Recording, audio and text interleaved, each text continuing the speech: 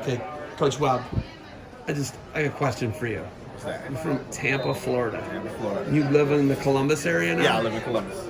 Have you been to Tampa, Florida lately?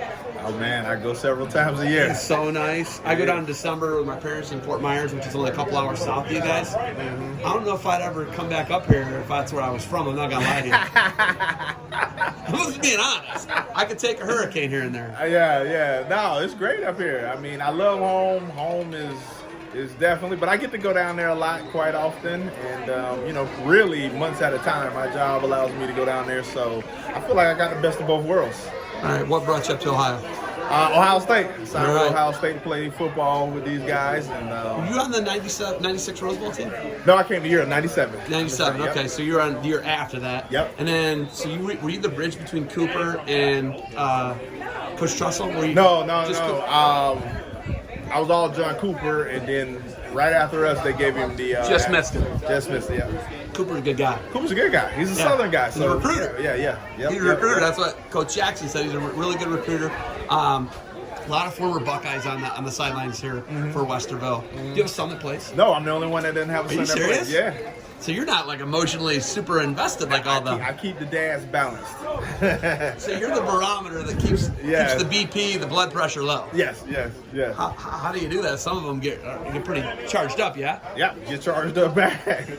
So when you look at that and you're able to kind of be the voice of reason sometimes when their kids maybe make a mistake or something like that, is it easy to go up and talk to these guys? You're all former Buckeyes.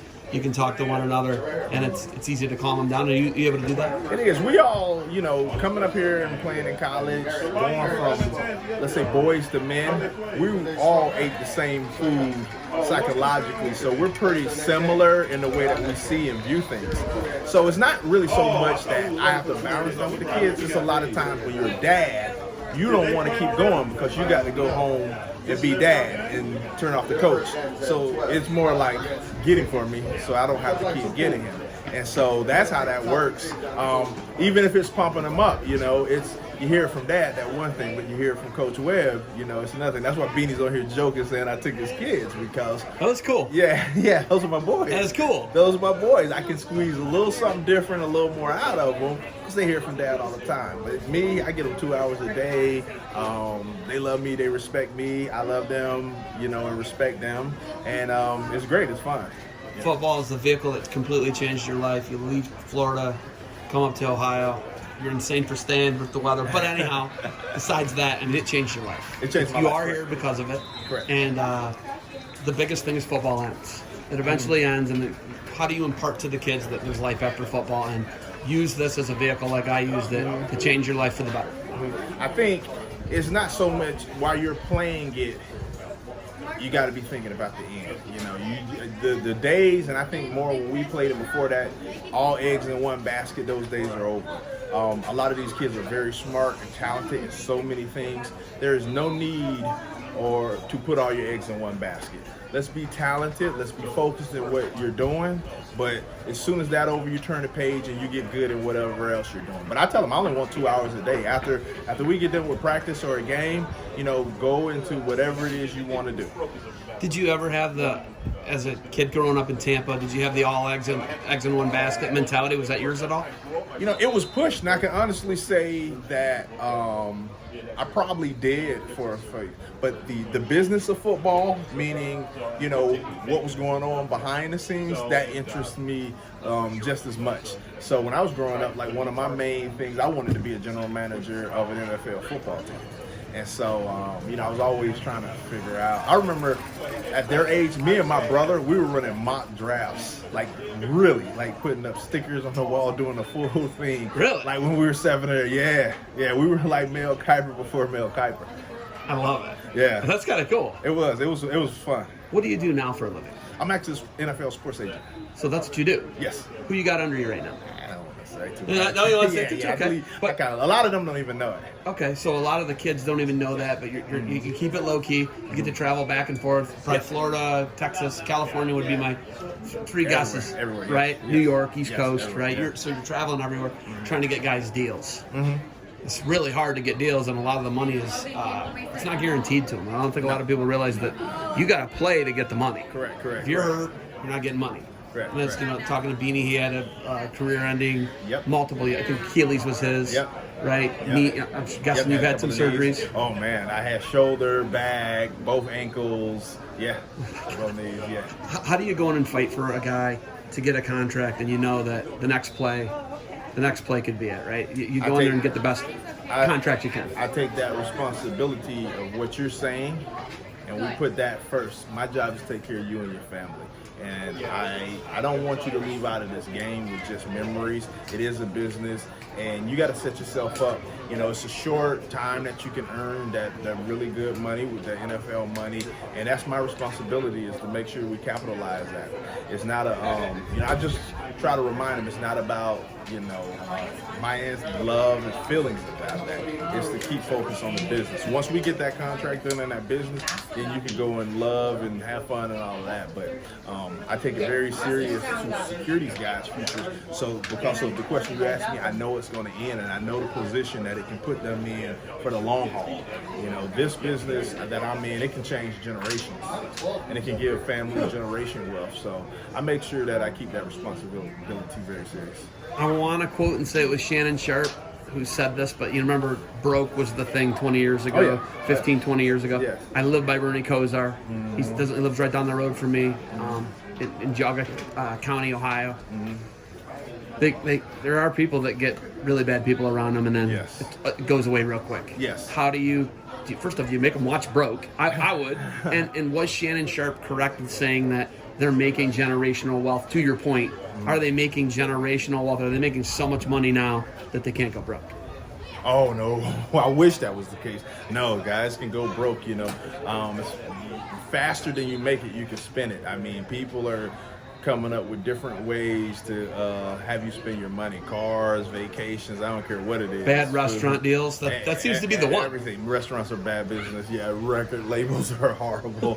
I mean, I could go down the line. I mean, a car is the worst investment you can make. Cars are a bad investment, But I say this, people are getting smarter and getting better people around them to kind of mitigate those mistakes. But it's a fight every day, and it is a lot easier to make it than it is to maintain it, and you definitely need good people around you, and you have to be able to check yourself. I think that's the thing, whether it's a business deal, not to think that you know it all and then just do it. Try to look at both sides of it, the ups and downs, the plus and minus, the potential risks, and balance that stuff out to try to make the best decision you can. How high of a compliment today was it when CJ said you're his guy and his dad's a coach? And how high of a compliment that was good. That was very high. I love it. Yeah. All right, biggest thing you want kids from Westerville, Columbus area to take from coming here to Sandusky and playing against statewide competition blind, because there's no video, no scouting. You don't know. It's out there. It's a blind game. There's no scouting. As you know, scouting's the biggest thing now. Whenever you know what guys are doing. Right? Yeah. What do you want the kids to get out of this? Man, first I want to say it was a tremendous experience, and everything up here is first class. The facilities is first class. The way that you and your staff run things, the sign-up process, everything's been first class and good. And I would highly recommend for anyone there to take that opportunity. And that unknown aspect, you got to be up for the challenge. If you like competing, that's the purest form of competing you can get. You don't know who you're playing or what they do, but you need to focus on what you do and be good on what you do, and then go out there and put it out there. And I would tell everyone to come and do this tournament if you can. It's been a great experience so far, and we look to continue on until tomorrow. Are you tied to any of the Westerville schools, north, south, central? CJ said he wants to go to south. Yeah. Jackson's like, nope, he's going to north. Right? I mean, and then Beanie was like, yeah, whatever, don't care. I just want the kid to be successful. I'm kind of with Beanie on that. I like them all. I think Westerville is a tremendous community. I'm totally biased to it from just being in and the way they bring you in. And I don't think you can really go wrong. I think it's a bunch of good people, a bunch of good kids out there. And I just want all the kids to just, enjoy life and where they are in life. Don't get too caught up into being an adult or thinking about college, because a lot of them are putting a lot of that pressure on themselves and say, no, you're in high school right now. Enjoy this. Live it to its fullest. And make your memories. And when you get old, broken up like me and my other coaches, those things become priceless. Guys are all in great shape. Looking at you guys are in great shape. We're broken out. hey, we get reminded of that often in practice. What was your last injury that ended things for you? And who were you with? What team were you with? Really with me, it was at Ohio State. I took a shot in the back. And that was, what was it? Yeah, it was, I think I herniated like 3 discs.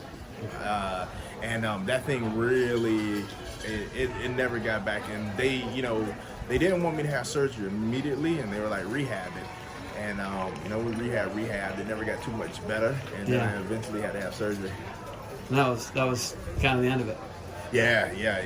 I ran, I was rotating school. I ran track and stuff. I continued on that. So, I love it. But, I'm a track guy. I love track. Oh, yeah. Yeah, I love track. Yeah. But, it just was one of those things where, I couldn't, your body will tell you, and you got to listen to it. So, and if you don't listen to it, it'll really tell you, like, hey, listen, I gave you a lot, all right? Let's do something. Let's take it easy on me. All right. I love it. Great talking to you. You got anything else for me? No, man. I look forward to it, coming back up here again. I wish we'd have did it sooner. Coach, thanks for the time. Good luck to you guys moving forward in this. It will essentially the semifinals in the second game today, and then if you win, you're in the finals tomorrow. Yes. All right, get it. All right, thank you.